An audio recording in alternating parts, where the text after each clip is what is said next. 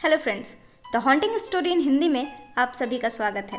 तो कैसे हैं आप सब? मैं उम्मीद करती हूँ आप सब बहुत ही अच्छे होंगे। दोस्तों, मेरे इस चैनल को आपके भरपूर प्यार और सपोर्ट की ज़रूरत है, तो आप मेरा चैनल सब्सक्राइब कीजिए और बेल आइकन दबाना बिल्कुल भी ना भूलें, ताकि मेरे हर स्टोरी की नोटिफिकेशन आपको मिलती रहे। अब आते हैं अपनी आज की स्टोरी पर। स्टोरी स्टार्ट करने से पहले मेरी आप सभी से एक छोटी सी रिक्वेस्ट है। अगर आपको मेरी स्टोरी पसंद आती है तो लाइक और शेयर ज़रूर कीजिए। आज की कहानी अमर की है। अमर एक टैक्सी ड्राइवर था जो भाड़े पर टैक्सी चलाता था। अमर के परिवार में अमर के अलावा उसकी छोटी बहन दिव्या थी। दिव्या की उम्र महज 10 साल की थी। अमर अपनी बहन दिव्या से बहुत प्यार करता था, क्योंकि दिव्या के अलावा अमर का इस दुनिया में कोई भी नहीं था। अमर के माता पिता की मृत्यु के बाद एक दिव्या ही थी जो अमर के लिए उसकी पूरी दुनिया थी। इसीलिए अमर अपनी बहन दिव्या को बहुत लाड करता था। अमर दिव्या को अच्छी से अच्छी शिक्षा देना चाहता था, इसीलिए वो दिन रात मेहनत करता था। वो दिन रात टैक्सी चलाता था ताकि वो दिव्या को किसी अच्छे स्कूल में पढ़ा सके। लेकिन अमर चाहकर भी दिव्या का दाखिला किसी अच्छे स्कूल में नहीं करा पा रहा था, क्योंकि टैक्सी से कमाए हुए आधे पैसे तो टैक्सी के भाड़े में ही चली जाती और जो आधे पैसे बचते वो घर खर्च में ख़त्म हो जाते। इससे अमर बहुत परेशान हो गया था। वो कुछ ऐसा करना चाहता था जिससे वो टैक्सी का आधा भाड़ा बचाकर दिव्या का दाखिला किसी अच्छे स्कूल में करा सके। यही सोचकर अमर ने अपनी खुद की एक टैक्सी खरीदने का फैसला किया। मगर एक नई टैक्सी खरीदने के लिए अमर के पास पर्याप्त राशि नहीं था। नई टैक्सी के लिए पर्याप्त राशि न होने के कारण अमर ने सोचा, क्यों ना एक पुरानी ही टैक्सी लेकर उससे पैसे कमा लूं और जब कुछ पैसे हो जाएंगे तब एक नई टैक्सी खरीद लूँगा। यही सोचकर अमर अगले ही दिन एक सेकेंड हैंड टैक्सी डीलर के पास गया। जब अमर ने उस टैक्सी डीलर से बात की तो उसे पता लगा कि एक सेकेंड हैंड टैक्सी की कीमत उसके 1 महीने की कमाई से 4 गुना थी।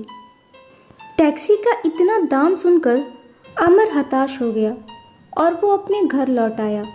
घर आकर अमर सोच में पड़ गया कि अब वो क्या करे।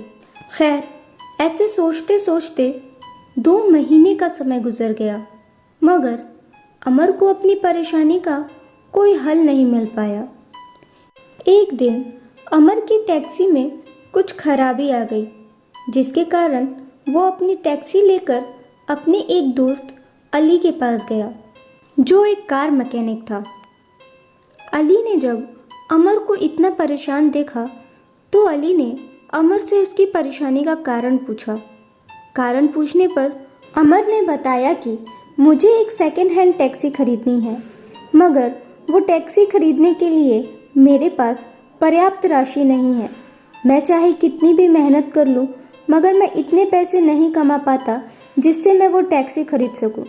ये सब सुनकर अली ने अमर से कहा, तेरी इस परेशानी का एक हल है मेरे पास। तो अमर ने बोला, क्या हल है मेरे भाई, मुझे भी बता।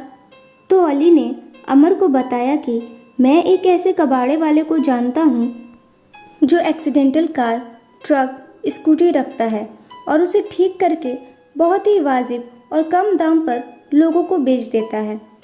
अमर बोला, अच्छा, तो क्या मुझे वहाँ एक टैक्सी भी मिल जाएगी? इस पर अली बोला, टैक्सी का तो पता नहीं भाई, मगर एक ऐसी कार ज़रूर मिल जाएगी जिसे तू रिपेयर करा के आराम से 4 से 5 साल चला सकता है। और अच्छी बात तो ये है कि उसमें ज़्यादा खर्च भी नहीं आएगा। अगर तू कहे तो क्या मैं उससे बात करूं?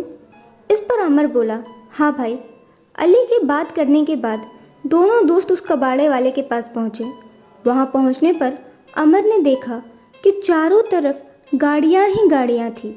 उन सारी गाड़ियों में से अमर ने भी एक गाड़ी पसंद कर ली जो उसके बजट में थी।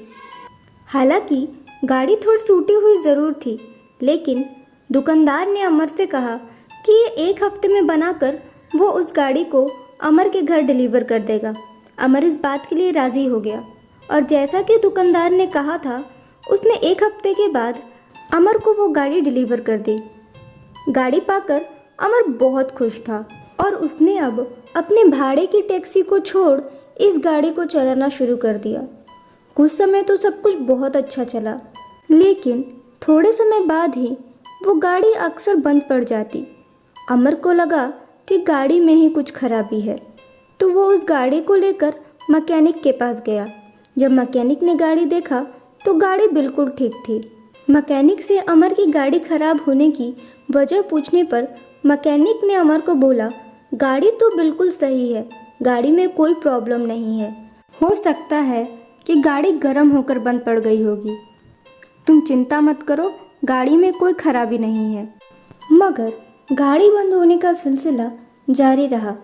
अमर ने अपनी गाड़ी को अच्छे से अच्छे मैकेनिक को दिखाया, मगर सबने एक ही बात बोली कि गाड़ी में कोई भी खराबी नहीं है, गाड़ी बिल्कुल ठीक है। गौर करने वाली बात ये थी कि अमर की गाड़ी अक्सर रात में ही बंद पड़ जाती थी। वो उसी रास्ते में बंद पड़ती थी जो रास्ता सुनसान होता। पहले तो अमर ने ध्यान नहीं दिया, मगर जब अमर का ध्यान इस बात पे गया तो उसे धीरे धीरे ये बात समझ आने लगी कि खराबी गाड़ी के किसी पार्ट में नहीं बल्कि गाड़ी में है। क्योंकि अमर को उस गाड़ी से कभी किसी लड़की के रोने या फिर कभी किसी बच्चे के हंसने की आवाज़ आती। धीरे धीरे अमर को ये बात समझ आ गई कि गाड़ी में कोई मैकेनिकल इशू नहीं है, बल्कि बात कुछ और ही है। फिर भी अमर चाह कर भी उस गाड़ी को छोड़ नहीं सकता था। उसे वो गाड़ी चलानी ही थी, वो उसी गाड़ी को चलाता। एक रात जब अमर सवारी छोड़कर अपने घर वापस लौट रहा था तो उसकी नज़र उसकी गाड़ी के रियल व्यू मिरर पर पड़ी। मिरर में उसने किसी आदमी को अपनी गाड़ी के पैसेंजर सीट पर बैठे हुए देखा। ये देखकर अमर थोड़ा घबरा गया और उसने घबराकर पीछे मुड़कर देखा, मगर वहाँ कोई भी नहीं था। अगली सुबह वो अपनी गाड़ी लेकर अपने काम पर निकल गया। फिर उसे लौटने में रात हो गई।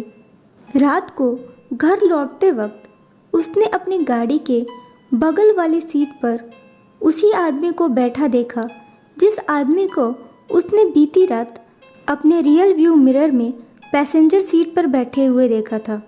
उस आदमी को देखकर अमर बहुत डर गया और घबराकर उसने अचानक से गाड़ी का ब्रेक लगा दिया, जिससे उसे काफ़ी चोटें आ गई। मगर अमर चोट की कोई परवाह किए बगैर गाड़ी से उतरकर रोड पर भागने लगा। भागते हुए वो लड़खड़ाकर ज़मीन पर गिर गया और जब वो दोबारा उठकर भागने की कोशिश करने लगा तो उसने देखा कि वही आदमी उसके सामने आकर खड़ा हो गया है। उस आदमी को अपने सामने खड़ा देख अमर डर से कांपने लगा और डर के मारे अमर वहीं बेहोश हो गया। अगली सुबह जब अमर को होश आया तो वो वहाँ से भागता हुआ सीधे अपने दोस्त जय के घर पहुँचा और उसने अपने दोस्त जय को सब कुछ बता दिया। फिर जय और उसकी पत्नी अमर को लेकर एक पंडित के पास गए। तब उस पंडित ने बताया कि जिस गाड़ी को तुम खरीद कर लाए हो उस गाड़ी का एक्सीडेंट हुआ था, जिससे उस गाड़ी के मालिक की मृत्यु उसी गाड़ी में हो गई थी और उसकी आत्मा उसी गाड़ी में रह गई, जो अब तुम्हें परेशान कर रही है। तो अमर ने उस पंडित से पूछा, बाबा, इससे छुटकारा पाने का कोई तो उपाय होगा? मेहरबानी करके मुझे इससे छुटकारा दिला दीजिए। तब पंडित ने अमर से कहा, ये मेरे बस की बात नहीं है, क्योंकि वो आत्मा बहुत ताकतवर है।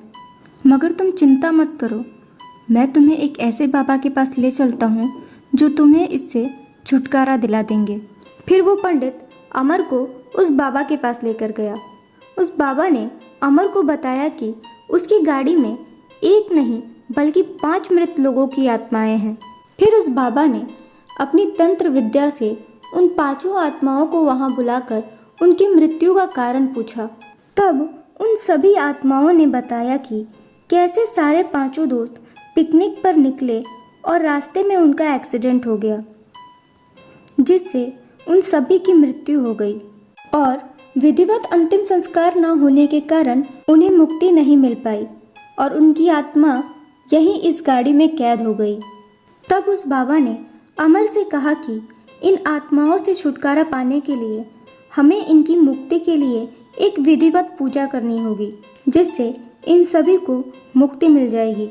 इसके बाद उस बाबा ने सभी आत्माओं की मुक्ति के लिए विधिवत पूजा किया, जिससे उन सभी आत्माओं को मुक्ति मिल गई। उस दिन के बाद अमर को ऐसी कोई भी चीज़ ना तो दिखाई दी और ना ही उसके साथ कोई भी ऐसी घटना घटी। और अमर ने उसी गाड़ी से इतने पैसे कमा लिए कि उसने अपनी छोटी बहन दिव्या का दाखिला एक बहुत अच्छे स्कूल में कराया। ये थी आज की स्टोरी। आपको आज की स्टोरी कैसी लगी हमें कमेंट्स में ज़रूर बताइएगा। फ्रेंड्स, अगर आपके पास भी कोई ऐसी इंटरेस्टिंग स्टोरी या फिर कोई ऐसा एक्सपीरियंस रहा है जो आप हमारे साथ शेयर करना चाहते हैं, तो आप अपनी कहानी हमें हमारी मेल आईडी पर लिख भेजिए, जिसकी डिटेल्स डिस्क्रिप्शन में है। अब मैं मिलूंगी आपसे नेक्स्ट स्टोरी में। तब तक अपना ख्याल रखें और कोरोना से बचने के लिए ज़्यादा से ज़्यादा समय अपने घर में ही रहें। Thank you.